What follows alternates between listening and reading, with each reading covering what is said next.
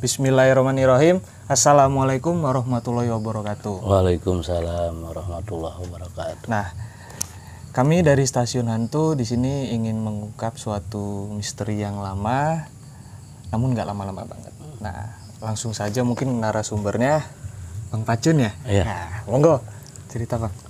Waduh, saya kalau disuruh cerita hantu, ya agak merinding juga ya. Iya. Karena biasanya kalau disebut-sebut nanti malah seneng dia. Seneng. Kayak selebriti dong. Iya. Tapi gini, saya nggak akan sungkan untuk bicara itu bahwa itu ada, bahwa hantu itu ada, atau kalau bahasa di kitab kita ya itu jin. Sebetulnya jin itu ada, itu cuma bahasa di kita. Ada nyebut hantu, ada nyebut kalau di Depok tuh memedi, ada nyebut ya, setan gitu. Padahal sebenarnya itu jin dan itu jelas ada. Ya saya kebetulan tinggal di sini di daerah Setu Pengasinan. Ada juga yang nyebut Setu Pengasian, ada juga yang nyebut Setu Pengasingan. Terus ada yang nanya yang betul yang mana, semuanya betul. Karena semua punya riwayat, semua punya cerita. Jadi kita dalam hal nama ini nggak bicara mana yang salah, mana yang benar. Sama halnya nanti bicara cerita yang lebih panjang lagi tentang ini, kita pun nggak bicara itu. Baik. Kalau bicara Setu Pengasian, ya sejarahnya di sini memang ada sebuah makam yang dikeramatkan. Beberapa peziarah atau beberapa masyarakat sekitar justru lebih banyak dari yang jauh-jauh datang ke sini. Saya pernah nanya, ada dari Bogor, ada dari Bekasi, ada dari Rawabelong, ada dari Tangsel, Pamulang, dan ada beberapa bahkan saya temui dari luar kota datang ke sini, ya ziarah ke sini tiap malam Jumat. Di sini ada makam namanya Kiai Sian. Beliau kelahiran 1835, terus ya meninggal di usia di tahun 1920. Jadi sejarahnya kalau beliau ini yang pertama ya merawat mata air Setu Pengasian gitu, karena setu di sini bukan setu buatan. Bukan setu buatan. Bukan ya. Dari alam sendiri. Dari alam memang ada beberapa titik mata air gitu yang kemudian jadi satu gitu. Kurang lebih sini 14 hektar, tapi sekarang yang terawat tetap terjaga sebagai setu itu ya kurang lebih 7 hektar.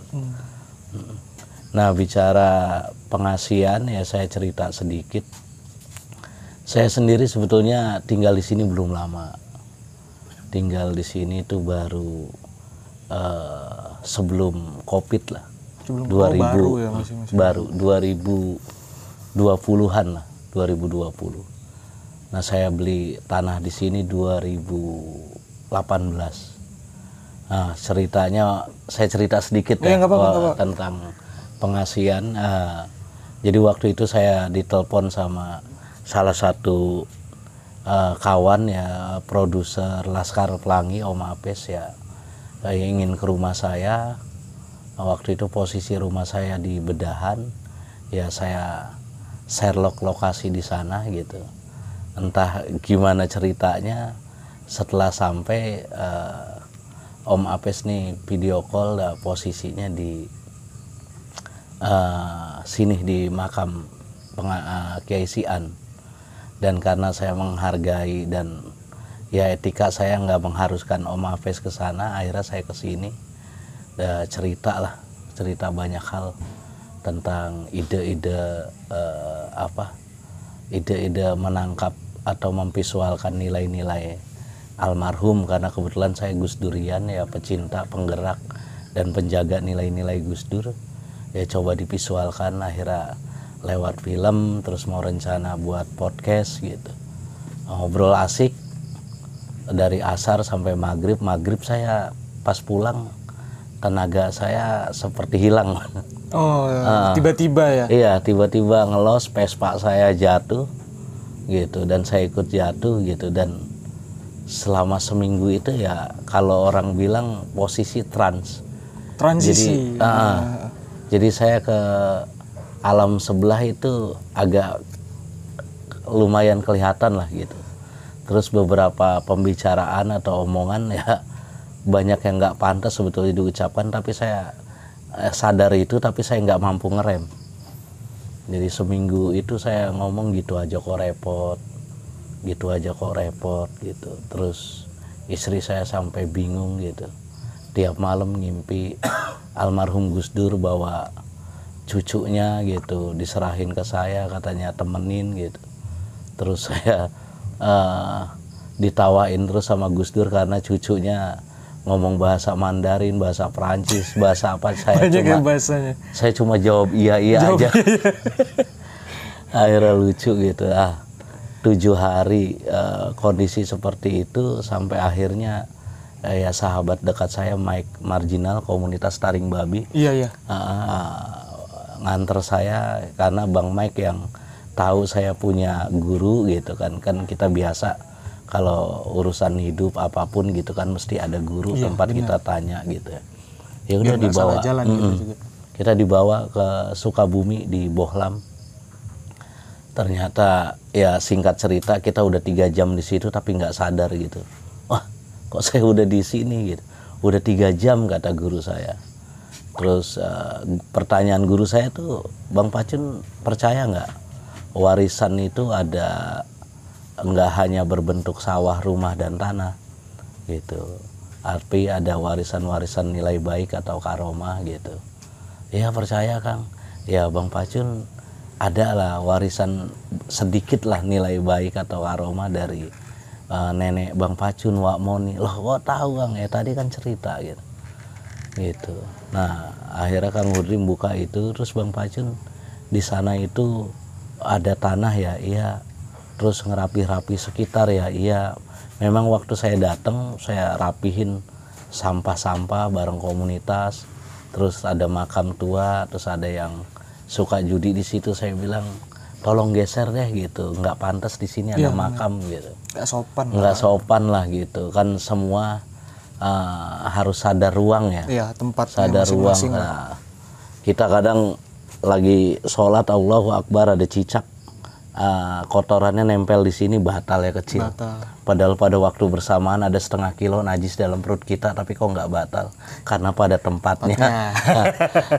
Jadi akhirnya ya saya bersih itu, geser ini, terus makam saya rapihin, saya pasang listrik, pasang mesin air gitu. Mungkin karena saya kecapean ya akhirnya tadi itu saya transi itu, saya kecapean.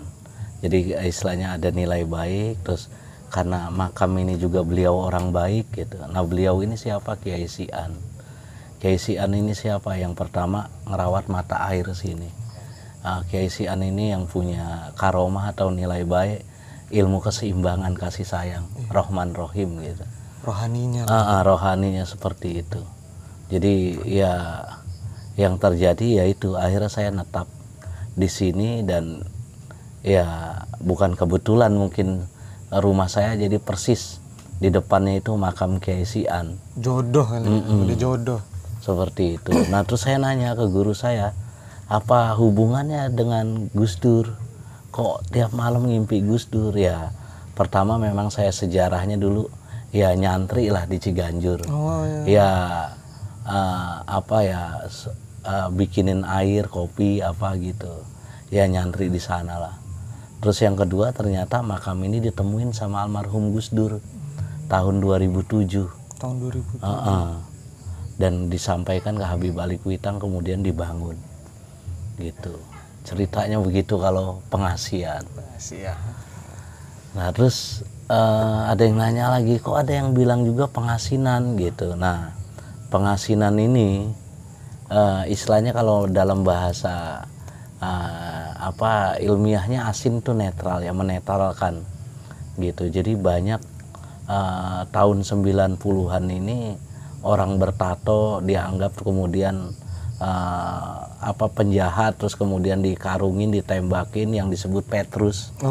Nah itu banyak yang melarikan diri ke sini. ya posisi sampai di sini kemudian urusannya asin, netral karena ini kampung pendekar gitu. Nah ini kan sejarahnya 1910 Pitung dan Jiih tuh ya legenda Betawi itu kan transitnya ke sini kemudian dapat jurus 6. Jurus 6. Jurus 6. Nah makanya di sini ada jalan 6, terus ada makam Mbah Misar juga gitu. Jadi akhirnya di sini banyak disebut ya pengasinan gitu. Jadi ada ceritanya. Nah ada juga yang bilang pengasingan, ya memang dari mana-mana di sini mengasingkan diri gitu. Depok sendiri kan dulu asal kata dari Padepokan, makanya ada Pancoran Mas, tempat pertapaan, ada sumur ya di Beji ya segala macam semua. Karena Depok itu dulu Padepokan, tempat dari mana-mana bertapa. Jadi pengasinan itu nggak salah juga gitu, atau pengasingan nggak salah juga. Jadi ceritanya di tempat ini tuh ya seperti itu gitu. Ya pengasingan, pengasinan, pengasian, yang benar yang mana ya menurut saya semuanya benar. Karena punya riwayat gitu. Punya riwayat sendiri-sendiri gitu. Terus digabungkan jadi satu. Betul. Jadi ceritanya kalau pengasian, pengasinan, pengasingan tuh seperti itu.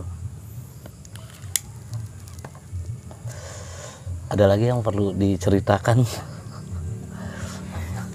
Terus ke soal itu Kiai siapa tadi Misar? Kiai Sian, Kiai Misar. Mbah Misar tuh apa riwayatnya beliau? Oh, kalau Mbah Misar ini di sini itu dikenal ya punya ilmu bela diri lah ya.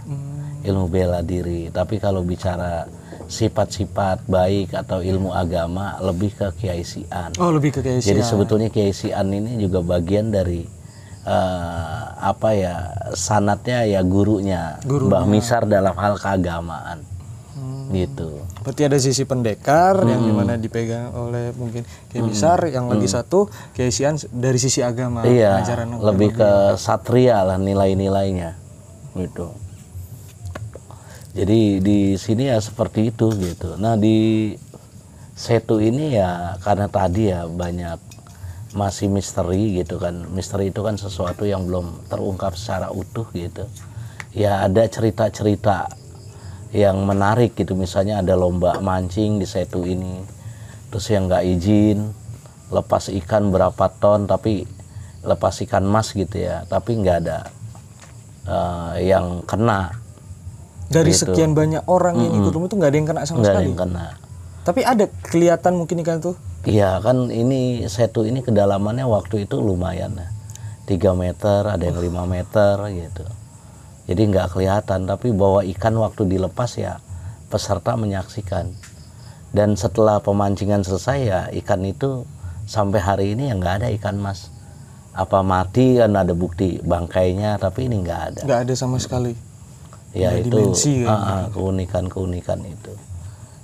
Ada ya di sini kan ini konservasi landscape tanaman hias, dan banyak kan rata-rata tanaman langka dan agak lumayan mahal harganya, dan nggak ada pintu kan, terbuka. Iya terbuka untuk menjaga ini mungkin. Iya, kelestarian alam itu sendiri. Ya, tapi ya ada beberapa yang unik juga, misalnya ada yang nyuri beberapa kali malam terus sampai pagi dia muter-muter di sini aja gitu. Sampai akhirnya ketahuan gitu, ketangkep tangan sama kita bawa tanaman langka gitu yang ambil dari sini. Jadi ya ada beberapa kejadian-kejadian itu ya gitu. Tapi itu sebetulnya ya karena mungkin berangkat dari nilai-nilai baik yang ada di sini yang coba terus kita jaga, kita rawat ya itu gitu. Jadi kalau bicara tadi dikaitkan dengan ini hantu gitu ya, itu pasti ada lah ya, pasti ada ya, ada beberapa cerita gitu yang melihat gitu.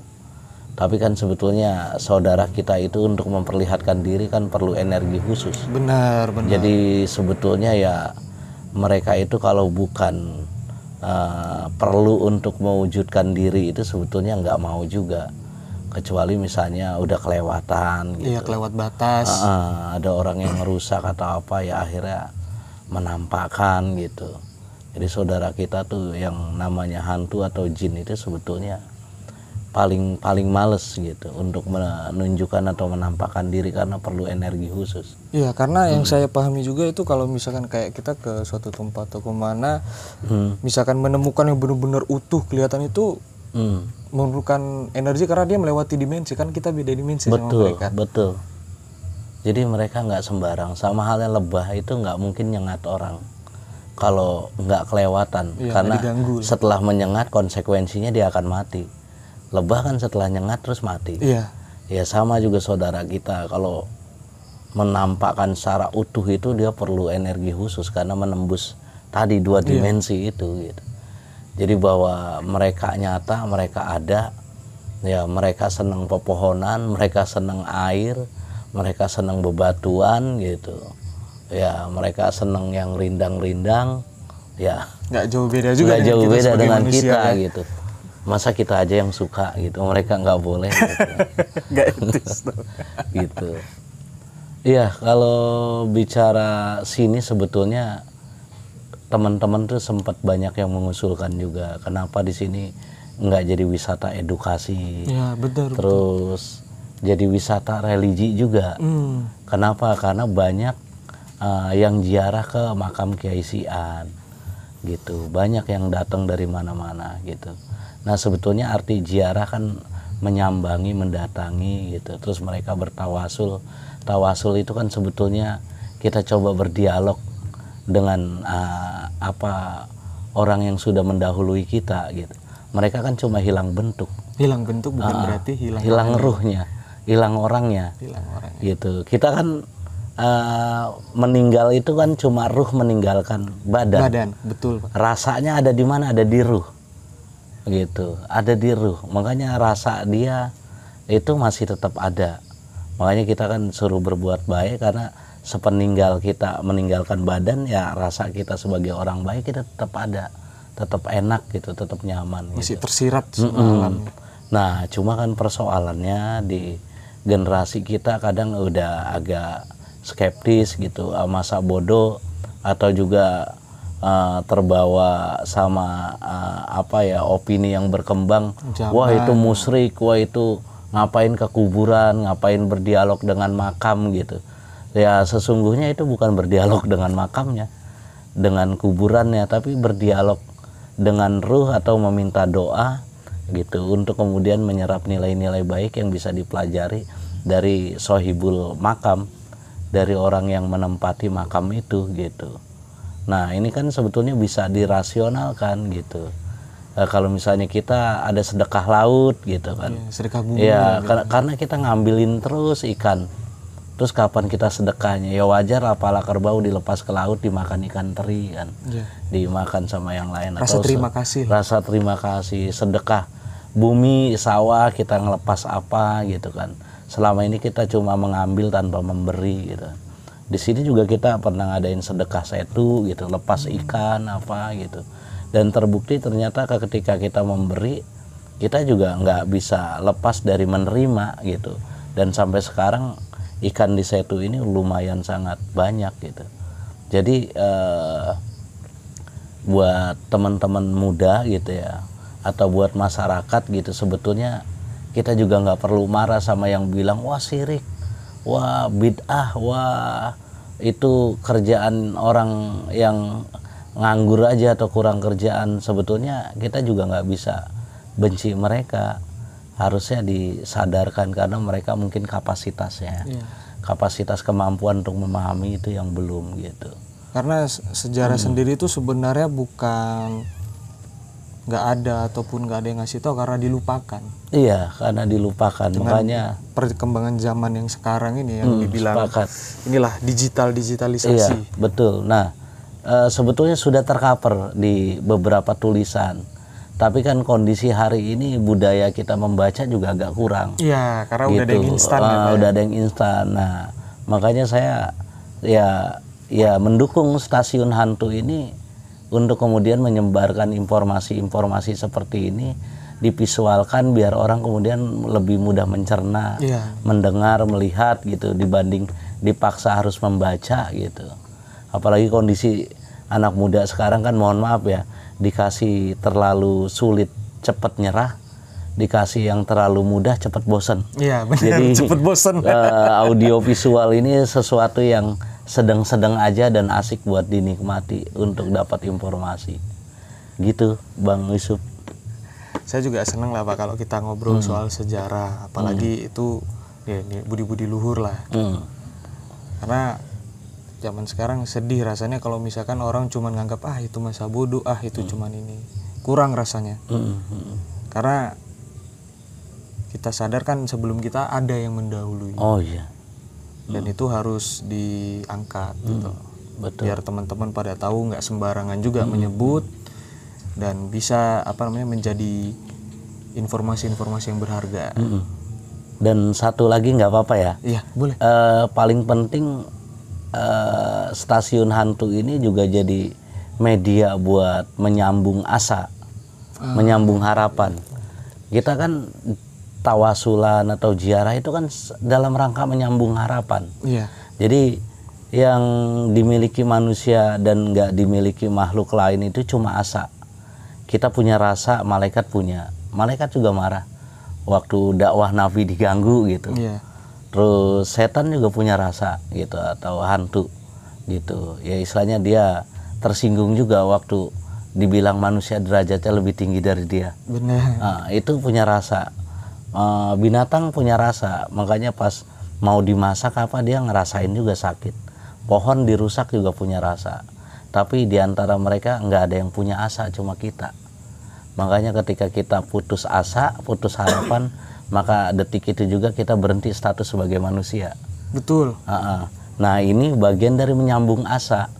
Asa itu tetap harus melihat masa lalu, tapi lebih fokus melihat ke depan. Kayak filosofi mobil lah, spionnya kecil, tetap satu waktu kita perlu melihat masa lalu, tapi kaca depan lebih besar biar kita fokus ke depan. Nah stasiun hantu bagian dari menyambung asa yang ada di kita yang tidak dimiliki makhluk lain. Gitu. Terima kasih Pak. Mungkin gitu aja ya teman-teman untuk penjelasan singkat atau sejarah singkat dari Setu ini. Mungkin untuk nextnya kita bakal melakukan ke makam. Oke.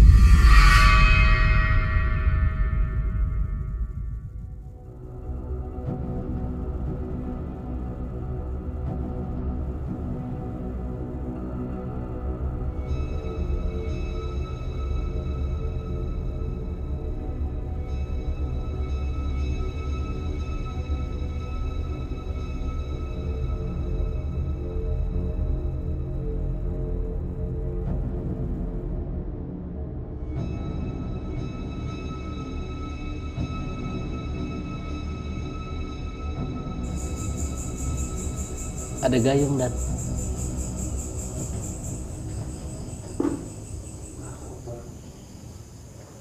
Assalamualaikum ya isian. Kami kesini meniat bertawasul, berdoa kepada Allah.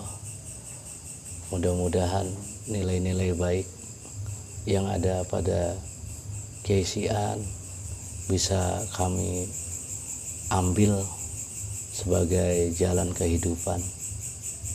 Keisian mengajarkan dan menerapkan dalam praktek kehidupannya tentang ilmu keseimbangan, bahwa kita lahir dari rahim ibu yang dirahmani bapak, dari rahman bapak yang dirahimi ibu, dari kasih bapak yang disayang ibu, dari sayang ibu yang dikasih bapak. Kami lahir dari rahman rahim, dari kasih sayang, dan kami minta kepada Allah, mendoakan Yaisian, mudah-mudahan ilmu-ilmu karomah, nilai-nilai baik bisa kami praktekkan dalam kehidupan kami sehari-hari. Bibarokatil Fatihah, bil mu'jizatil Fatihah. A'udzubillahi minasyaitonir Al-Fatihah. A'udzubillahi minasyaitonir rajim. Bismillahirrahmanirrahim. Bismillahirrahmanirrahim. Alhamdulillahirabbil alamin. Iya. Arrahmanir rahim. Syiratal. Iyyaka na'budu wa iyyaka nasta'in. Shiratal ladzina an'amta 'alaihim ghairil maghdubi 'alaihim waladdallin. Amin. Yai, kuatkan kami, berikan kami nilai-nilai baik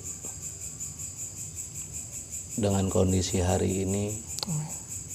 Dengan kondisi yang sudah tidak seimbang. Amin. Dengan paham-paham yang serba berlebihan. Amin.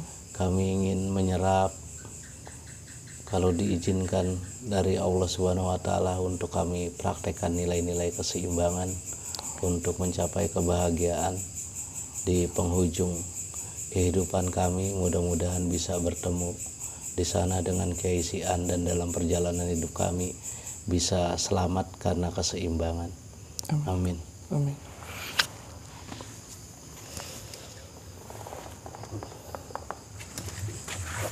Entah.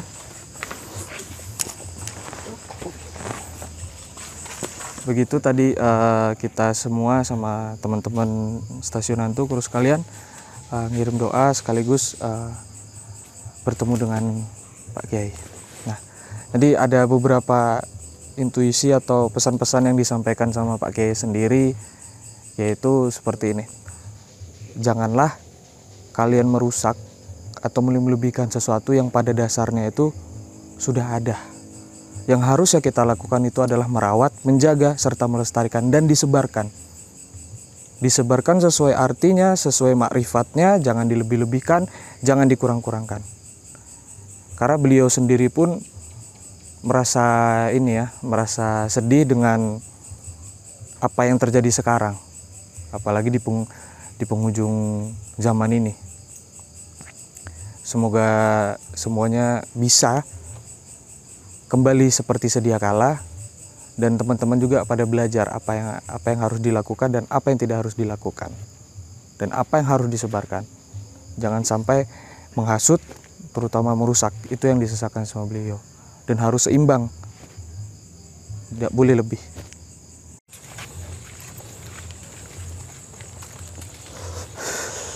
Wih, setunya terawat. Ini sebetulnya komunitas hijau ya Bang Pacun ya? Komunitas hijau. Di sini Gus Durian, artinya untuk keselarasan alam bersatu dengan semesta. Iya, asik ini aslinya tempatnya. Hati-hati ya. Nih, tangga.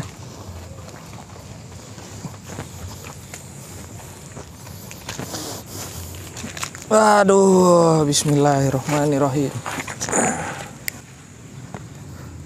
Silakan yang kamera ngambil di depan sana. Kita mau ngobrol di sini. Di tengah. Di depan sana. Assalamualaikum warahmatullahi wabarakatuh.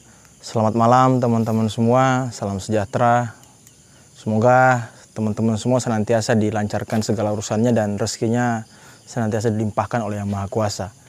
Pada malam hari ini saya bersama dengan tim Stasiun Hantu dan MRC sedang melakukan penelusuran di salah satu setu yang ada di Kota Depok. Konon katanya di tempat ini terdapat 7 mata air dan beberapa makhluk astral yang mungkin berupa buaya dan segala macamnya. Nanti mungkin ke depannya tim dari Stasiun Hantu dan MRC akan melakukan mediumisasi untuk menguak beberapa cerita dan sejarah terkait dengan tempat ini. Seperti apa, mungkin keseruan kali ya. Karena malam ini kita akan seru-seruan bareng MRC dan beberapa tim dari Stasiun Hantu. Karena dari pengamatan Yosi tadi, memang dia melihat ada sebuah patok yang ditanam di setu di belakang kita ini untuk konon katanya untuk mencegah terjadinya sebuah bencana ataupun sesuatu yang tidak diinginkan dari alam. Bagaimana proses mediumisasi yang akan kita lakukan? Stay tune dan nantikan terus video dari Stasiun Hantu dan MRC. Nah, di samping saya sudah ada Pak D dari MRC yang mungkin lebih tahu dan lebih mengenal tempat ini. Mungkin bisa diceritain Pak D, gimana mungkin dari sisi mistisnya dan segala macam. Ya. Apakah ada cerita-cerita rakyat yang berkembang tentang tempat ini? Jadi gini sih sebetulnya, saya nggak terlalu dalam tahu secara ini ya, cuman di sini seperti tadi Mas Imam bilang tentang apa namanya ada buaya, itu kan entah buaya betul apa buaya jadi-jadian ya. Karena kan sini tempat sudah cukup ramai juga, banyak orang yang sudah berkunjung ke sini. Di sini tempat ada warung-warung pecak ikan gitu kan. Jadi kalau buaya yang real itu nggak ada. Kita belum pernah lihat buaya. Cuman kalau ikan patin itu yang sampai 25 kilo itu satu pernah kita Itu bisa Pak ya? 25 kilo hidup di sini. Tapi secara pandangan apa ya, pandangan batin ya. Batin ya. Kayak misalnya tadi Mas Imam bilang di sini ada seperti ada patok ya, zaman dulu orang taruh patok di setu ini gitu kan supaya nggak ada bencana gitu kan. Itu bisa kita ambil sebuah pelajaran Mas Imam. Itu sebuah pelajarannya bagaimana? Jadi para pendahulu kita ya masa-masa udah nggak tahu tahun berapa lah gitu ya, itu menjaga alam. Iya. Menjaga alam, menjaga kelestarian. Nah itu sebetulnya yang harus dipahami oleh generasi sekarang, gitu kan. Terus kemudian di sini banyak sering penampakan apalah kuntilanak gitu ya. Jadi kuntilanak itu kan melambangkan kesederhanaan dia. Oh. Iya kan, kesederhanaan dia, sederhana aja dia. Hantu-hantu Indonesia tuh sederhana semua, gitu kan. Nggak pakai jas. Nggak pakai jas ya kan. Nggak bawa sabit. Dracula ya kan, Dracula gitu kan. Dracula pakai jas, pakai apa gitu kan. Kalau sini kan hantunya sederhana gitu kan. Hantu saya sederhana, apalagi manusianya, kayak gitulah kira-kira. Dan mungkin apa patok itu dipasang sebenarnya mungkin sebagai simbol ya Pak ya. Sebagai simbol. Bahwa kita harus merawat dan menjaga alam, karena sejatinya bencana alam itu timbul karena manusia juga sebenarnya. Ya, lebih tepatnya karena kita sudah nggak menghargai alam ya. Iya. Ketika kita datang ke gunung untuk mendapatkan sebuah healing ya buat pikiran kita gitu kan. Tapi kita nggak menjaga, padahal kelestarian itulah yang menimbulkan sebuah ketenangan, yang menimbulkan sebuah kebahagiaan kayak gitu. Jadi kalau ada sebagian ada sebuah kelompok lah ya yang berkeyakinan bahwa alam semesta itu adalah sebuah perwujudan Tuhan. Iya. Itu sebuah perwujudan Tuhan. Jadi harus kita rawat. Jangankan sesama manusia, sesama pohon ini juga dia kan bernyawa. Iya. Dia kan hanya pekerjaannya bertasbih kepada Allah. Kemudian bagaimana kita gitu kan? Kita hidup ini apa gitu kan? Apakah kita membuat sebuah ketidaknyamanan terhadap orang, membenci orang, merusak, itu kan udah ya seperti apa ya, bukan manusia ya. Jadi setan itu kalah Mas Imam sekarang. Pekerjaannya sudah diambil alih gitu lah. Didepak semua sama manusia. Didepak semua udah gitu kan. Itu karena keserakahan umat manusia. Mungkin itu juga yang bikin setan malas mengganggu manusia, karena kaumnya udah banyak juga di sisi manusia. Iya, mudah-mudahan ini belakang sana nggak ganggu kita lah ya. Tapi kalau kita nggak ada sifat serakah, dia ganggu dia. Ya kan, bagaimana menjadikan kita orang yang serakah gitu kan. Karena belum masuk ke golongan mereka. Karena manusia kan makhluk tertinggi ya. Maksudnya makhluk yang sempurna gitu kan. Ketika setan dibuat dari api, kemudian malaikat dibuat dari cahaya, manusia dibuat dari tanah. Ada unsur tanahnya, ada unsur udara, kita bernapas. Air. Ya kan, ada air, kita berkeringat, menangis gitu kan. Terus ya ada unsur apinya juga gitu kan. Kita kalau di sela-sela badan kita ini kan ada kehangatan. Iya. Jadi manusia yang sempurna gitu kan, sampai Tuhan bilang sebaik-baiknya penciptaan Mas. Iya. Sebaik-baiknya Tuhan menciptakan makhluk adalah manusia. Gitu. Kalau cerita rakyat yang berkembang tentang tempat ini ada Pak De? Mungkin ini ya, kalau saya bilang dulu tempat ini dibuat tempat maksiat ya. Oh. Itu sempat terjadi di sini dulu, tapi sekarang sudah agak nggak begitu ramai lah, udah berkurang gitu kan. Saya rasa mungkin setannya minggir gitu. Mungkin kerusakan, gue nggak perlu ganggu lagi, gue pindah aja ke tempat lain kayak gitu. Mungkin mereka ikut nonton juga kali Ikut nonton juga gitu kan. Menikmati hasil kerja mereka ya. Tapi setan tuh malu loh gitu kan. Setan tuh malu lagi, wah manusia udah lebih dari gua gitu kan. Kayak zaman Fir'aun kan gitu ya, ini kan lagi rame nih Fir'aun gitu kan. Iya, lagi rame. Fir'aun itu, setan itu udah nyerah ya, setan itu udah. Setan aja nggak berani ngaku jadi Tuhan gitu kan. Tapi Firaun ngaku jadi Tuhan. Berani dia. Berani dia. Itu kan Kasta karena dia, kesombongan kan. kasta dia udah dari di atas segalanya dia. Gitu. Ya sebetulnya sih kalau menurut saya kita ke tempat ini kita coba nikmatin udara ya. Dari nikmatin udara itu kita bisa merasakan sebuah apa ya, rasa syukur ya. Kita bisa bersyukur kita masih bisa ngisap napas. 2 tahun yang lalu banyak saudara-saudara kita yang napas saya cukup sulit gitu, harus dibantu. Harus dibantu. Itu sebetulnya pandemi itu mengingatkan kita untuk lebih bersyukur. Jika kita napas kita masih enak seperti itu. Nah, kita hirup udara, kemudian kita selaraskan batin kita selaraskan diri kita dengan alam. Nah, inilah proses penyatuan kita dengan alam. Kita harus merawat. Seperti itu, bagaimana kita merawat diri kita gitu kan. Kita mandi minimal 2 kali sehari, kita pakai wangi-wangian, kita rambut juga kita sisir rapi. Seperti itulah kita perlakukan terhadap alam, seperti itulah kita perlakukan terhadap sesama manusia.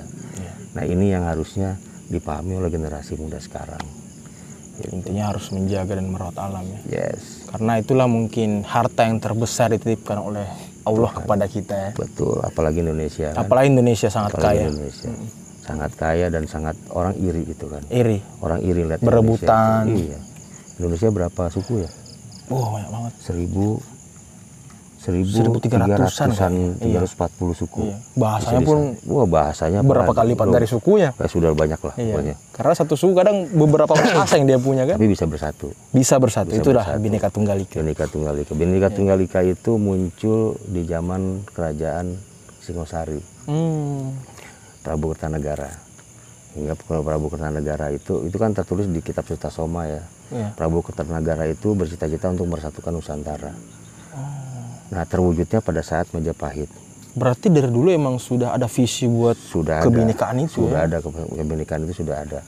Jadi bersatunya antara agama, pada itu agama Hindu-Buddha ya. Iya, Hindu-Buddha. Untuk bersatu melawan keangkaran murkaan lah seperti itu. Nah, Gajah Mada menghargai arwah leluhur sampai buat candi. Iya, di Pahat-Pahat. Ya, di Singosari itu dia buat candi khusus untuk perabuannya Prabu Kertanegara.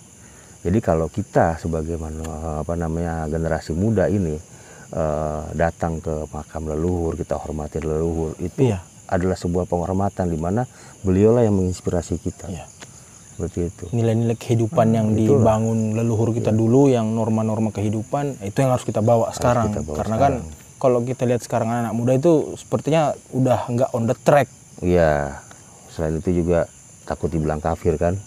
Takut dibilang musyrik lah apa gitu kan. Padahal ketika dia menuhankan rasa kebencian, ketika dia menuhankan nafsunya, ya itu sudah syirik gitu. Gitu kan. Terus bagaimana dia supaya nggak syirik? Ya kenal diri dulu gitu kan. Bagi apa sih kenal diri itu? Nah, itu banyak lah nanti kita buka lagi kayak gitu. Karena kan ibaratnya kalau kita nyeker, ziarah kubur, ya kita mengingat kematian juga. Selain itu kita mendoakan saudara-saudara kita yang sudah meninggalkan kita, leluhur kita. Kadang kita malu Mas Imam. Iya, kita malu sama ahli kubur yang punya keramat ya misalnya kan. Beliau sudah meninggal puluhan tahun, tapi masyarakat sekitar bisa menghormati.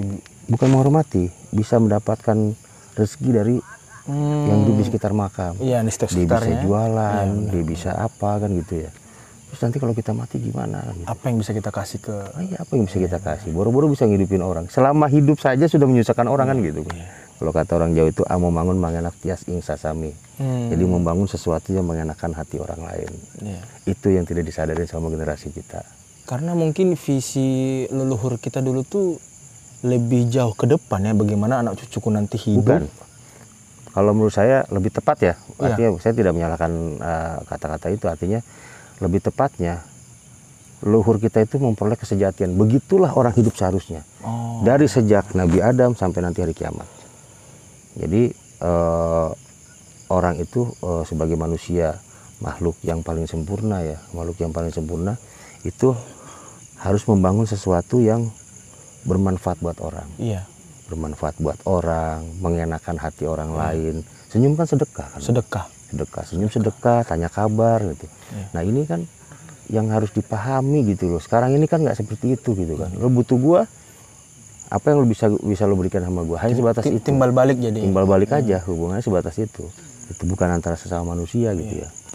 Padahal kita hidup harus memberi manfaat ke orang lain. Oh jelas, memberi manfaat kepada orang lain, memberi manfaat kepada sekitarnya, pada lingkungan, kepada alam.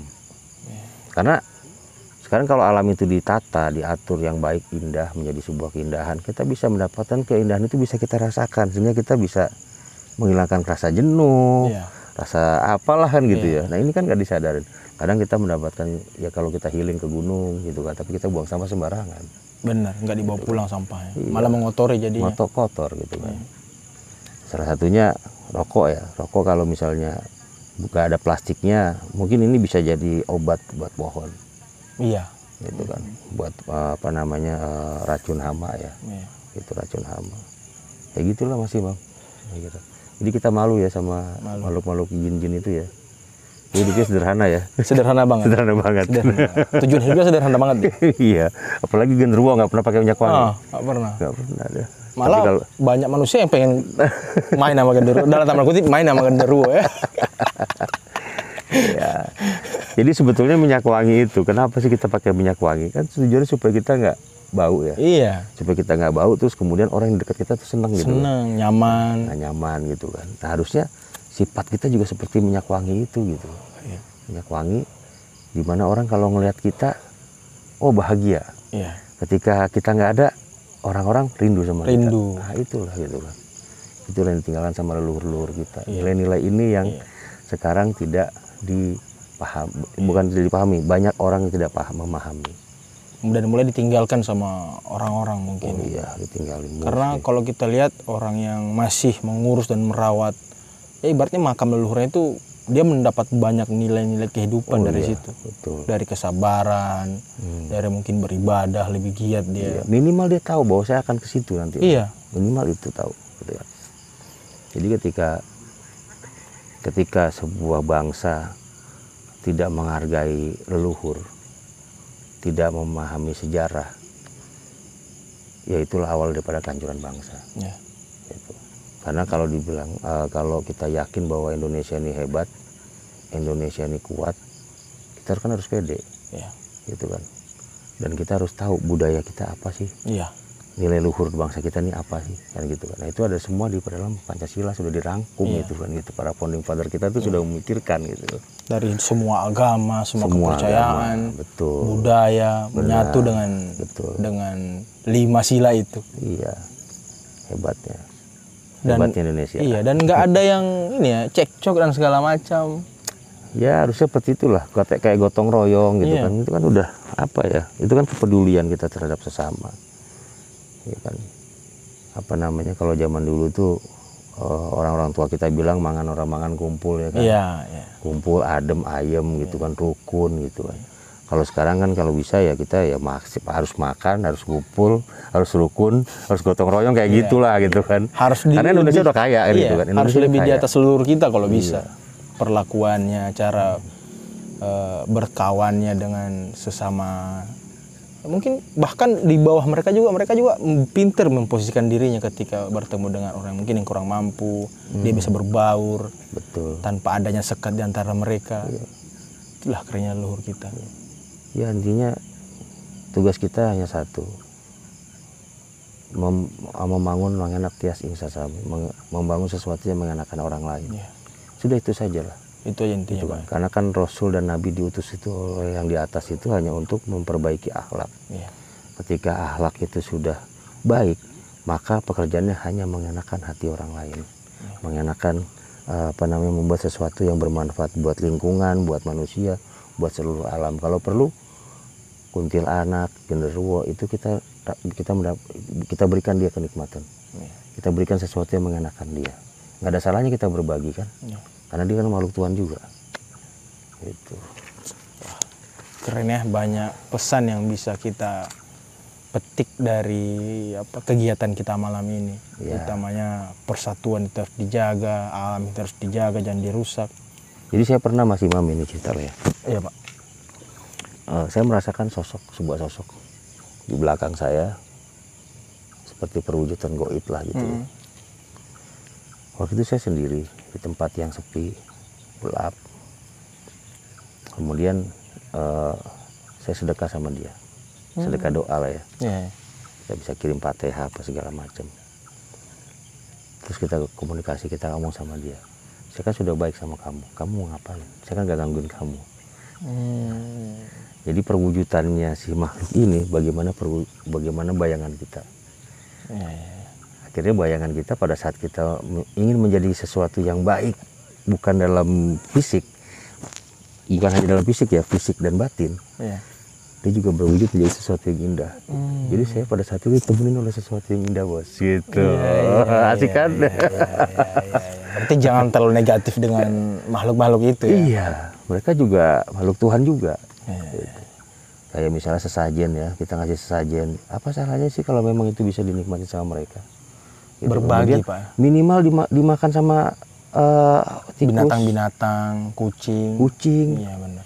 Ya semut apa, kita kan sedekah sama mereka gitu. Apa salahnya, kan nggak ada salahnya. Ternyata banyak yang bisa hidup dari sesajen itu ya. Iya.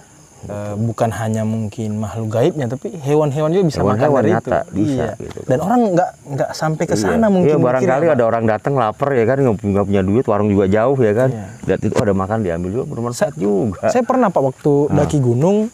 Jadi di gunung yang di Sulawesi Selatan itu ada satu gunung, memang di situ tempat orang naik, di puncaknya itu suka ada sajen gitu.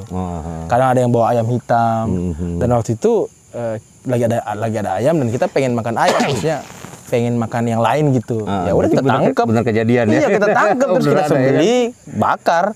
Jadi dan mungkin menjadi pahala bagi orang yang simpan ayam itu. Kadang dulu mungkin ya para kuncen sebuah tempat yang keramat, misalnya kuncen itu mendapatkan bisikan-bisikan dari makhluk-makhluk gaib gitu kan. Oh, di sini kalau kamu berhasil kamu harus ngelepasin kebo gitu kan. Iya. Kamu harus ngelepasin ayam gitu, sekian banyak gitu.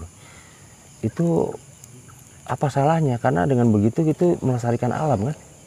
Gitu kan. Biar mereka hidup bebas, biar mereka terus kemudian jangan ngambil daun. Nanti kena kualat gitu kan. Padahal sebenarnya merawat alam itu. Seperti itu. Pola komunikasi orang dulu mungkin agak berbeda. Iya, kayak gitu. Jadi lebih paham untuk berbuat baik orang zaman dulu daripada zaman seperti kita ini. Sekarang orang kayaknya semena-mena semua, Pak. Ya nggak semua sih. Saya masih yakin Indonesia. Iya, masih yakin di negeri kita ini banyak orang-orang yang mulia, gitu. Banyak orang-orang mulia, hanya sebagian kecil aja lah. Karena mereka kopinya nggak kental, gitu kan, mainnya juga cuman sama tetangga kayak gitulah. Rokoknya juga nggak juara. Rokoknya juga nggak juara. Gitu para sahabat MRC dan para sahabat stasiun hantu. Jadi kita coba merefleksi apa yang kita rasakan dan apa yang kita lihat, apa yang kita alami dengan alam ini menjadi sesuatu yang bermanfaat buat diri kita dan juga buat lingkungan sekitar, buat sesama manusia. Kayak gitu ya, Mas Imam ya. Mungkin ini juga Pak ya, kalau kita mungkin di tempat-tempat yang dianggap horor ya nggak usah takut, karena kan kita memang hidup berdampingan dengan mereka. Kalau kita nggak berbuat hal negatif, ya mungkin kita nggak bakal digangguin juga sama mereka. Iya, cuman mereka memang suka ada yang jahil juga gitu. Kalau ada yang jahil ya biarin aja. Mau eksis kali Pak ya? Iya, gitulah, cari perhatian gitu. Di antara kita nih sama manusia juga suka ada yang jahil-jahil juga kan. Iya, karena mereka kurang perhatian gitu kan. Gak ada yang merhatiin malah. Gak ada yang perhatiin. Jadi Indonesia ini minta diperhatikan lah sama Indonesia, orang-orang yang mau jahil sama negara kita ini kan. Gimana memecah persatuan segala macam gitu. Jadi perhatian, kenapa? Karena mereka butuh gitu kan, butuh sesuatu dari negeri kita ini, mereka butuh gitu. Pengen dilirik juga. Mereka pengen diperhatikan gitu. Benar-benar. Pengen dirangkul. Bangsa yang hebat. Iya. Bangsa yang hebat, bangsa yang kaya, bangsa yang punya budaya dan nilai-nilai luhur, nilai luhur bangsa kita ini. Ini harus apa ya? Kita harus sering gelorakan ini, Mas Imam. Iya Pak. Iya. Supaya teman-teman ini, adik-adik kita semuanya bisa menjadi manusia Indonesia yang seutuhnya. Iya. Jangan pernah lupa dengan identitas kita. Dan kita harus yakin bahwa Pancasila sebagai dasar negara kita itu akan menjadi acuan dunia. Benar. Dulu kan masih zaman bangsa-bangsa lain masih jajah ya. Iya. Indonesia sudah punya Pancasila kan gitu. Udah. Begitu ke sini Indonesia Pancasila dipakai lagi tuh, ada HAM lah segala itu kan nyontek itu. Iya. Jadi mereka ini nyontek bisanya, copy paste Iya sih. sama kita gitu. Setuju nggak? Setuju. Kalau itu setuju, Pak. Iya kan? Indonesia ini emang Pancasilanya diakui sama dunia. Dengan Seperti berbagai suku yang banyak. agama Hindu mungkin bukan dari Indonesia ya, dari India ya. Tapi di Indonesia dulu pernah ada sebuah universitas agama Hindu yang menjadi acuan. Jadi orang India saja belajar di universitas itulah gitu ya, di Candi Muara Jambi itu kan. Oh, Gitu. iya, benar. Jadi pede lah kita sebagai bangsa Indonesia. Dan hebatnya bangsa Indonesia itu bisa menerima semua agama, Pak ya? Memang zaman Majapahit dulu semua agama kan diopenin. Iya, Gitu itu kan. kerennya. Selama agama itu tidak mengganggu Ada istiadat masyarakat. keseimbangan gitu kan, Ah, keseimbangan benar. alam gitu kan. Kalau sudah mengganggu keseimbangan alam, agama ini kita dihancurkan karena ngerusak gitu kan. Iya. Seperti kita sekarang ini kan, semua agama kita openin, kita naungi oleh bangsa kita ini kan, oleh pemerintah. Begitu ada yang merusak ya harus dihukum. Iya. Harus dikat cepat. Harus dikat cepat. Sebelum dia menjadi virus bagi yang lain. Ya, jangan sampai Indonesia menjadi alam yang tidak seimbang gitu kan. Kayak negara-negara Timur Tengah kan udah banyak konflik. Jangan sampai kita seperti itu juga nantinya. Iya. Ya inilah. Kadang-kadang saya juga bingung ya. Ditunggu sama pengantin, calon pengantin itu ditunggu sama berapa 7 bidadari ya Mas ya? Iya kan? 70 70 ya? 70 bidadari. 70 bidadari. 70 bidadari. Ini niatnya ibadah apa mau Memaksiat. memaksiat? Jadi surga tuh dianggap rumah bordir gitu loh. Iya. Gitu. Jadi, Semua dianggap nafsu ya semuanya. iya. Padahal ketika nafsu itu masih ada di dalam diri kita nggak bakalan menerima surga gitu. Karena surga itu sebuah tempat yang indah gitu. Apalagi sampai Dan menghilangkan bisa nyawa orang dirasa. lain. Apalagi menghilangkan nyawa orang lain. Dan sesama muslim lagi. Wah.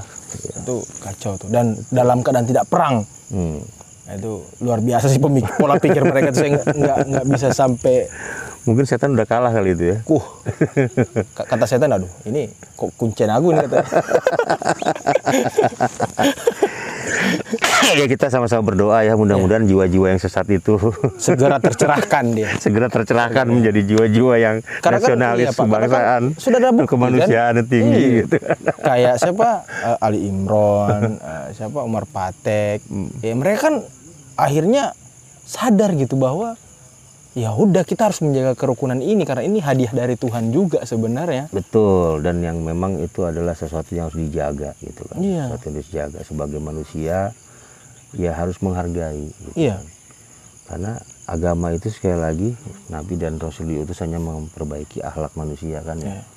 Ketika agama itu betul, agama itu dianggap benar, ya dia harus berakhlak yang karimah. Gitu. Wah, keren sekali ya obrolan kita malam ini ya. Jadi sambil menunggu talent kita melakukan medomisasi ya, kita memberikan pesan-pesan mungkin keberagaman, kebinekaan ya, karena kita semua berharap Indonesia ini bisa tetap rukun dan utuh sampai kapanpun. Bahkan sampai kiamat. Amin. Ya, jangan sampai kita dirusak oleh kelompok-kelompok kecil dan kita yang besar ini bisa tertular sama mereka. Iya. Jangan sampai, kita harus punya pondasi pemikiran yang kuat, pondasi agama yang kuat. Karena kalau saya lihat rata-rata target mereka ini anak muda yang baru mulai beranjak belajar agama gitu. Betul. Yang mungkin pelajaran agamanya tuh ya masih menggelora dan segala macam. Dan jiwa-jiwa muda masih jiwa-jiwa yang berapi-api. Dan ketika diberikan sebuah ilmu tentang keberanian, perang dan segala macam, itu makin terbakar mereka tuh semangatnya. Betul. Jadi sebelum Anda menerima hal-hal pelajaran agama yang mungkin sedikit negatif, ya ada baiknya kalau teman-teman semua memberikan pondasi kepada diri agar tidak mudah dirasuki pikirannya dengan pemahaman-pemahaman yang radikal, terorisme dan segala macam. Iya. Nah, karena itu musuh utama negeri kita sebenarnya setelah narkoba yang mungkin. tidak memahami alam ya. Iya, yang tidak Yang tidak memahami memahami alam dan keberagaman. dia nggak pernah healing mungkin itu. Nggak pernah. Hidupnya kaku. Hidupnya gitu. kaku Ya, di kayak rumah. kayak kanebo kering ya. Kurang enjoy dia beragamanya. Kurang enjoy dia, kan, gitu. Kurang enjoy. Padahal kan kalau kita lihat di alam itu kita belajar dari air ya. Air itu menyegarkan, terus udara gitu kan. Tapi ketika dia tidak seimbang, air itu menjadi air bah, itu akan menimbulkan kerusakan. Angin juga kalau terlalu besar kan Bisa merusak juga jadi bencana. Nah, ini kan harus dipahami bahwa seimbang aja lah gitu kan. Seimbang aja, yang wajar-wajar saja tapi benar gitu. Ini kan kadang-kadang manusia ini terlalu jos gitu. Wah, kita harus iman kita tinggi gitu. Oh, emangnya mau naik pohon kelapa kan gitu. Kayak gitulah gitu. Dan mungkin satu pemahaman yang bukan tidak mereka pahami, tapi kurang mereka pahami bahwa nabi kita, agama kita saya sendiri itu mewajibkan kita untuk taat terhadap pemerintah gitu. Oh iya. Iya, harus menjaga pemerintah ini walaupun walaupun dia ibaratnya pun zolim kepada kita nggak boleh memberontak. Tugas kita mendoakan beliau ataupun menasihati beliau dengan cara-cara yang baik, cara yang santun. Iya. Gitu kan. Jangan malah ingin membentuk sebuah koloni-koloni baru, sistem-sistem baru yang mungkin belum tentu bisa berjalan dengan baik gitu. Iya. Karena saya pernah mendengar kata Buya Rosi Hashim, dia ngomong gini Pak, jangan sampai khilafah yang dibilang alamin haj nubuah ke depannya itu sistemnya malah demokrasi. Itu kata beliau. Karena kalau melihat khilafah yang dianut oleh Turki dulu itu kerajaan kan bentuknya. Betul. Jadi bukan khilafah yang dianut para khalifah kita dulu yang 4. Betul. Malah dia kerajaan. Jangan sampai khalifah dan khilafah sistem ke depannya itu malah memakai sistem demokrasi jadinya. Karena kan ceritanya Mahdi dibayat oleh warga.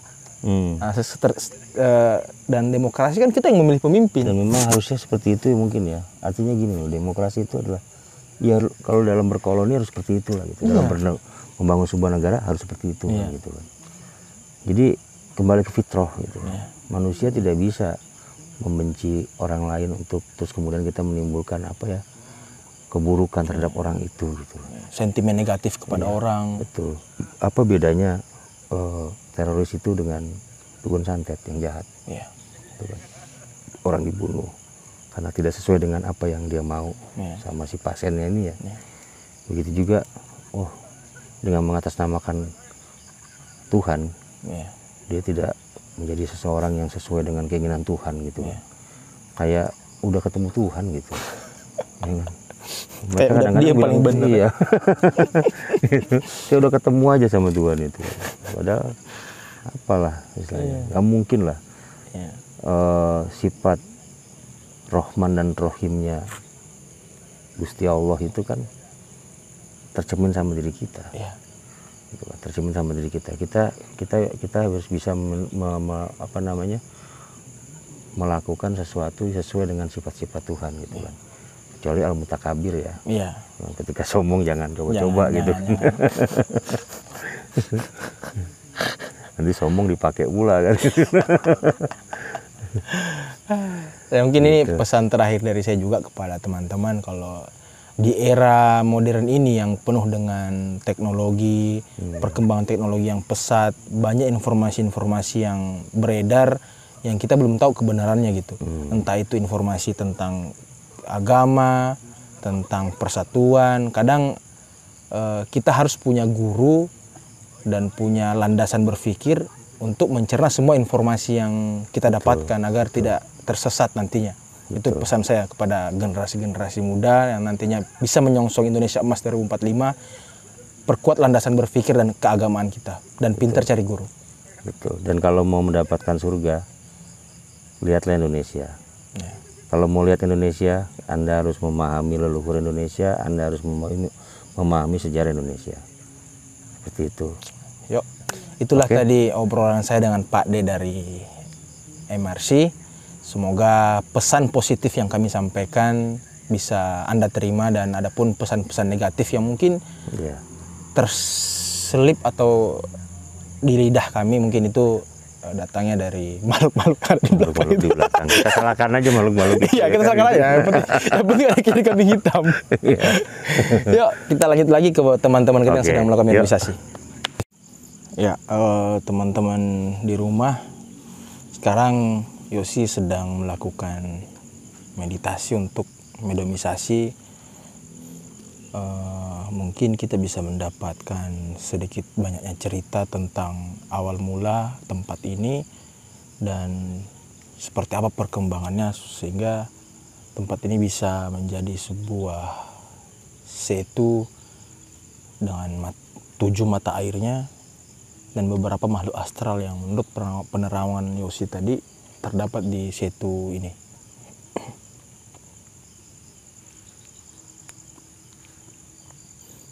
Jadi mari sama-sama kita tunggu dan memberikan keheningan dan ketenangan kepada Yosi.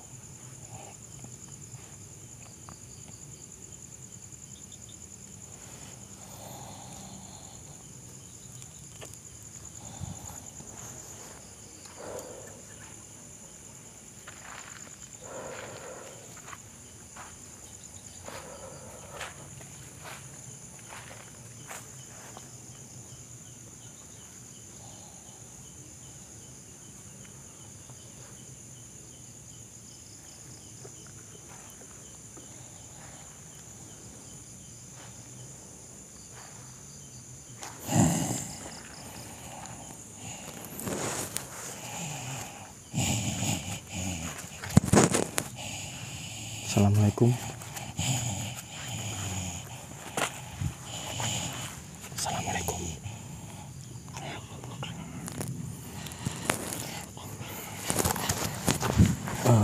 Tanpa mengurangi rasa hormat, saya ingin bertanya tentang mungkin asal usul dari tempat ini. Ada nggak sapaan Mbah yang bisa saya sapa? Tutu aku wong sing teko. Tutu aku wong sing teko. Tutu Agung. Mbah Tutu saya.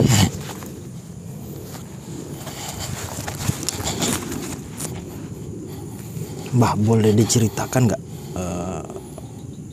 awal mula tempat ini seperti apa? Tutu aku wong sing teko. Apa artinya? Aku.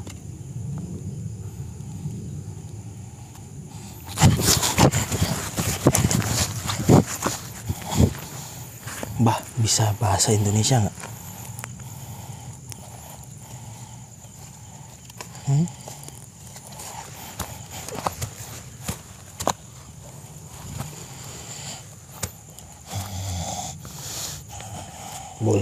Boleh nggak diceritakan asal muasal tempat ini? Boleh duduk, Mbak?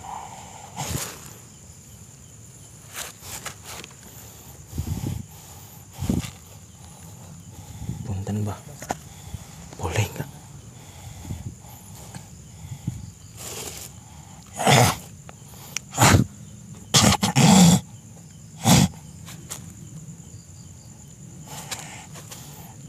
Mbah, udah lama sampean. Siapa sampean? Perkenalkan, saya Imam dari kami membuat kegiatan di sini ini untuk menguak sejarah ataupun cerita di masa lalu terkait dengan mungkin awal mula pembentukan tempat ini. Karena begini Mbak, banyak dari generasi-generasi kita ini yang mungkin sudah lupa dengan sejarah dan segala macam, dan itu yang pengen kita angkat kembali biar generasi-generasi muda Indonesia ini Mbah lebih paham kembali tentang sejarah, norma-norma dan budaya.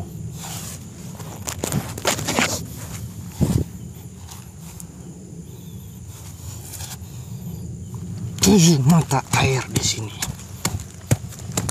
Udah. Oh, berarti memang benar di sini ada 7 mata air, Mbah ya? 7 mata air. Itu lokasinya memang di bawah setu ini, Mbah. Di sini ada tempat yang jaga. Mbah yang jaga di sini? Kan? Saya. Bukan Mbah. Kan? Mbah udah lama di sini. Mbah dari mana? Tinggalnya di mana? Saya sampean udah tahu. Apa? Sampean sudah tahu. Oh, tinggal di sini. Maaf. Mbah di sini dari tempat ini berawal atau sudah di sini? Sudah lama di sini. Sudah lama. Sudah lama. 7 muara di sini. Itu dibuat Sama zaman kerajaan zaman dulu. kerajaan apa yang ada di sini, Mbah?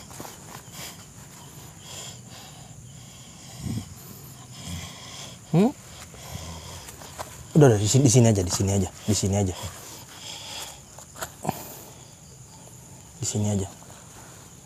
Di sini ada kerajaan apa, Mbah, dahulunya di sini?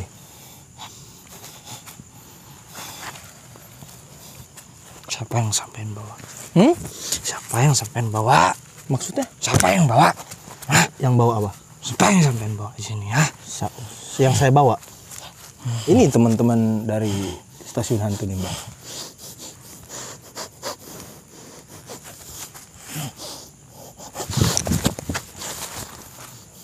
Dah, sini. Sini, Mbah, sini. Mbah yang di bawah air itu ya? Itu tempat saya. Oh, Tempat saya. itu yang Yosi lihat tadi yang katanya buaya itu Mbah ya? Yang tua di situ. Hah? Yang paling tua? Tua di situ. Saya cuma diundang. Udah, diam aja, diam. Udah, diam. Udah, diam. Udah, diam ya. Mbah, boleh diceritakan nggak? Tadi kan Yosi ini melihat sebuah patok di Setu ini. Apakah benar itu ada patok itu yang sengaja dipasang untuk apa? Mungkin untuk agar tidak terjadi bencana dan segala macam.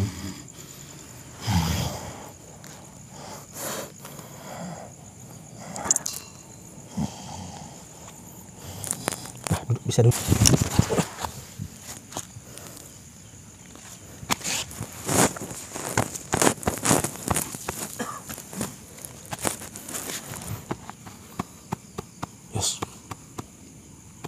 Yos. Air lang. Gep. Lang. Air.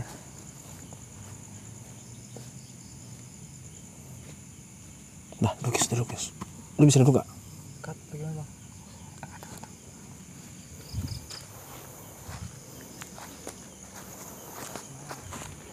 Nih. Hah? Bantu angkat. Lang. Angkat dulu. Bismillah. Nih.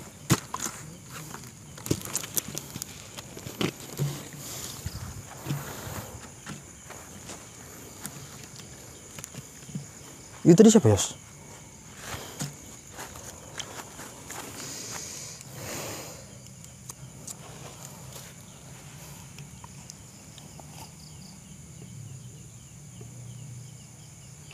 Nah, itulah tadi ya teman-teman proses mediumisasi yang dilakukan oleh Yosi dengan menarik salah satu makhluk ataupun penghuni yang ada di sini.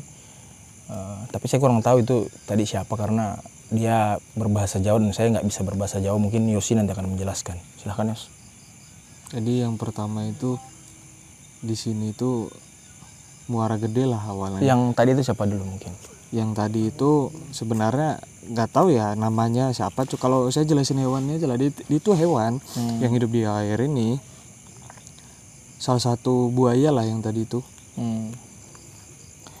Cuman nggak full buaya, kayak sampingan. Entah dia setengah-setengah. Tadi dari ini ya, mungkin dari perut ke bawah tuh buaya, atasnya tuh lebih kayak ke kerbau. Oh. Kayak ke kerbau, atasnya tuh kayak ke kerbau. Dia tuh salah satu yang biasanya jaga pakunya itu, paku alam itu yang ada di sini. Paku alam yang di sini, dan dia juga memvalidasi kalau memang ada 7 Mata air. mata air. Saya nggak mau buka kalau misalkan mata air atau di mana, karena setiap mata air itu sendiri memiliki suatu keunikan yang berbeda-beda. Ada lah di dalamnya. Ada ciri khasnya. Ada ciri khasnya. Dan itu memang nggak boleh disebut. Cuman kalau masalah buaya putih tadi tadi sebenarnya emang udah aslinya di sini, dan dia pun salah satu yang dituakan sebagai koordinator lah atau apalah yang urus di sini, biar yang negatif itu mau masuk atau apa nggak bisa Disikat sama dia. sikat. Nah, kalau dari muara ini sendiri ini memang dari alam, tapi dibuka sama orang. Ada yang bikin berarti ya. Iya, kayak si orang tersebut ini yang dikasih titisan lah, dikasih amanat lah untuk buka itu. Tapi secara anggaplah itu intuisi, bukan dari orang. Nah, dibuka untuk apa? Untuk dulu tuh ini salah satu muara, tapi di sana tuh ada sambungannya di paling pojok kanan. Sebenarnya ada sambungannya mengalir ke pedesaan. Nah, pada dasarnya kalau misalkan muara ini tuh emang untuk mata pencarian sih. Perekonomian warga ya. Perekonomian warga segala macam. Dan lagi mungkin itu di era kerajaan lama, sampai terjadi suatu perbaruan alam, akhirnya jalan dari muara ini ke sana itu tertutup. Emang dari kondisi alam. Alamiah berarti ya. Emang dari alam, nggak bisa diomongin karena orang tuh nggak bisa. Emang dari alam. Dan di sini nih uniknya ada, mungkin kalau setiap malam satu suro itu banyak yang bunyi, bukan gamelan tapi kayak drum gitu loh, dung dung dung dung dung dung dung. Biasanya juga dentuman gitu ya. Iya, itu menandakan kalau memang udah waktunya sedekah bumi. Dulu memang dilakukan seperti itu. Sekarang udah enggak. Nah, karena 7 mata air itu enggak secara langsung kebuka 7, enggak. Satu-satu. Jadi dianggap keramat itu karena ada paku alam yang memang harus dijaga. Kalau dibuka orang kan nanti takutnya ini kita disebutkan semua orang apa segala macam, ada yang jahil diambil. Dan posisinya nggak boleh tahu orang ya? Nggak boleh tahu orang. Itu fungsinya paku alam itu benar buat mencegah bencana segala macam? Bisa diartikan, saya tidak membenarkan 100% ya, maksudnya dalam artian satu untuk menjaga keseimbangan alam biar nggak terjadi bencana. Yang kedua, buat kurungan bagi yang negatif-negatif itu. Iya, jadi negatif itu dikumpulin, dikurung biar nggak keluar. Bisa jadi seperti itu. Makanya paku-paku alam itu kan hanya bisa ditemukan oleh, biasanya mungkin kalau di agama itu kiai yang tinggi lah, ustadz atau habib lah atau apa. Tapi ada lagi biasanya titisan darahnya, apa sih namanya? Turunannya gitu. Turunannya. Kalau yang masang itu siapa tuh? Yang masang paku alam itu? Iya. Yang buka mata air pertama. Sebagai penanda mungkin ya. Itu pendekar. Beliau itu pendekar. Tapi dia bukan jawara ya, maksudnya jawara desa atau apa. Mungkin kalau dibilang dia sakti, memang sakti, tapi tidak diperuntukkan kayak untuk sebagai dia tuh jawara atau gimana, enggak, bukan. Punya ilmu lah ya. Ya biasa-biasa aja. Low profile. Dan kalau kerajaan goibnya memang ada Di sini emang. Ya, kalau kita lihat dari ini ya, anggapan utara timur, mungkin di bagian timur ya. Oke. Kalau ada orang ngelihat ada orang mandi atau apa, memang bener lagi mandi. Karena mungkin 100 meter dari pucuk timur itu ya memang ada jalannya. Gerbang-gerbang gitu ya. ya, dan nggak bisa sembarang orang. Makanya tadi pada saat waktu mediumisasi tiba-tiba kepental kan, karena udah cukup, bukan dari sayanya, tapi dari itunya udah cukup. Segitu aja katanya. Udah cukup segitu. Yang penting dia udah muncul, diperlihatkan eksistensinya, udah selesai. Itu Ada aja lagi sih, nggak? singkatnya mungkin. Singkatnya. Ya udah, mungkin itu aja teman-teman ya. Akhir dari penelusuran kita hari ini. Tadi kita sudah ke salah satu makam kiai yang ada di Setu Pengasingan, dan kita mendapat sejarah dan cerita yang sangat menarik.